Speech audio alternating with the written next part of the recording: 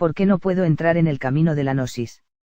El camino gnóstico responde a una necesidad, más que de conocimiento racional o sensación emocional, a una necesidad existencial, y solo puede ser experimentado, no razonado, pues si ello pudiera ser razonado o sentido escaparía a la experimentación de la existencia.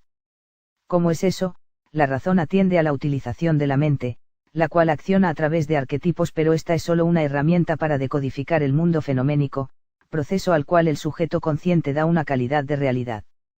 Para la mente razón la existencia solo se limita a sus propios alcances, a lo que ella misma interpreta dentro de sus parámetros. Llama existencia a todo aquello que percibe dentro de su accionar. Es aquí donde el existir se representa, para la mente, como una consecuencia de ese accionar, lo cual limita a la existencia a un concepto, dando como consecuencia la ilusión de que lo único que existe es todo aquello que pueda ser razonado. Es en este punto donde la gran mayoría de las personas al incursionar en la búsqueda gnóstica topa con un muro que le es infranqueable. Un muro hecho de la ilusión que le da el creer que todo debe ser razonado para poder creer en ello.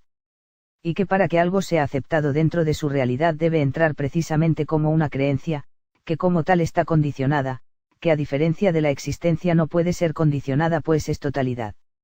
No puedo razonarlo, entonces no existe, y si no existe no creo en ello. Esta frase responde a una condición puramente exotérica, pues es mediante arquetipos que la mente acciona, los cuales serán siempre buscados en el mundo fenoménico, y la gnosis no puede caber en un simple arquetipo, pues ésta responde a una totalidad de la existencia. Si por un momento utilizamos la mente razón y nos preguntamos usando sus parámetros si nos puede dar una experimentación existencial, su respuesta no iría más allá aún en sus más afinadas conclusiones, de pensamientos filosóficos o axiomas, los cuales solo serán conjeturas, resultado de la cultura que da el accionar de los arquetipos con el mundo fenoménico. Mas no nos dará una experimentación existencial genuina y nos remitirá a la esfera afectiva, pensando en que la experimentación obedece a un sentir. Luego, siguiendo con la búsqueda de la experimentación de la existencia, encontrándonos ahora en la esfera afectiva, ésta nos dirá que la existencia responde a las más sublimes sensaciones, pero el proceso de esas sensaciones solo es una respuesta a pulsos energéticos dados por los 3 primeros chakras cuando el sujeto consciente interactúa en el mundo fenoménico, pulsos que repercuten en el 4º chakra o chakra del corazón, lo cual brinda un nivel sensitivo en el sujeto en el cual repercute. Tal proceso sensitivo seguirá respondiendo a la esfera afectiva, la cual junto con la esfera racional y la esfera de consciencia forman la triunidad del alma. Por lo tanto, cuando el sujeto consciente busque una experimentación existencial, lo hará dentro de su propia alma y todas las respuestas que ésta le brinde el sujeto las tomará como verdad. A este sujeto la sabiduría hiperbórea le llama virya perdido, pues encuentra en el accionar de su alma toda respuesta a sus necesidades, las cuales jamás irán más allá de su propia realidad, pues como ya vimos para el alma eso es totalmente improbable. Pero, ¿por qué alguien que tiene en su alma toda respuesta a su existencia se le denominaría virya perdido? Ya dijimos que en el pasu u hombre animal radica un alma, la cual como su nombre lo dice, le anima. Pero como vimos, cuando en esa alma se quiere experimentar una existencia y tanto la esfera afectiva como la esfera racional son incapaces de dar tal experiencia de una manera genuina, esa tarea será redirigida a la única esfera del alma que queda, la esfera de la conciencia. Esta basará a la existencia en sí misma, en la autonomía que le brinda el poder decir yo mismo, pero ese sí mismo solo es el asiento de la conciencia, y solo habrá de ser un producto de la existencia más no la existencia en sí misma, mas hemos encontrado en esta última esfera una manifestación de la existencia, que a pesar de ser solo una manifestación, es producto de una existencia genuina. Pero, ¿cómo es esto?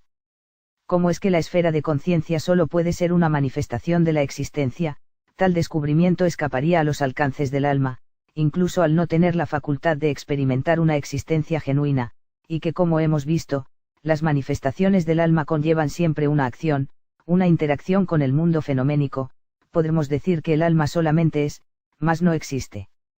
Hasta aquí hemos visto que el alma no contiene a la existencia. Entonces, ¿cómo llamaremos a la existencia que tiene una manifestación en la esfera consciente del alma? Esta existencia es llamada espíritu, el cual es intrínseco a la gnosis verdadera, y es solamente cuando el sujeto consciente lo intuye, lo sospecha, lo presiente, es que surge en él lo que en un principio llamamos necesidad existencial, que viene al sujeto cuando el espíritu se ha manifestado. En este punto el sujeto que denominamos virya perdido, habrá de darse cuenta de que hay algo más allá de los alcances de su alma, y como tal alma y sus alcances han sido siempre su realidad, el sujeto al darse cuenta de que hay algo más pero que lo experimenta fuera de esa realidad, creerá en un principio que se estará volviendo loco. En esos casos es muy común caer en el error de buscar en los alcances del alma, la respuesta a tal experiencia, búsqueda que al realizarse con el alma tomando el timón, se llevará a cabo en dirección al mundo fenoménico, a la realidad que ésta conoce, mas el Virya perdido al haber experimentado su propio espíritu, ha comenzado un proceso de despertar, el cual es un mandato imperante que los diferentes fenómenos culturales externos que conforman la realidad del alma, donde ésta busca la respuesta, no habrán de llenar. Esa escasez de respuestas pueden llevar al Virya en proceso de despertar a caer en los abismos más hondos de la realidad álmica, pues aunque ha sentido el llamado del espíritu, aún no sabe diferenciar como todos los demás a su espíritu de su alma, ya que como es costumbre en la cultura, esta además de no hacer diferencia entre uno y otro, nos hace creer que las cualidades del espíritu pertenecen al alma.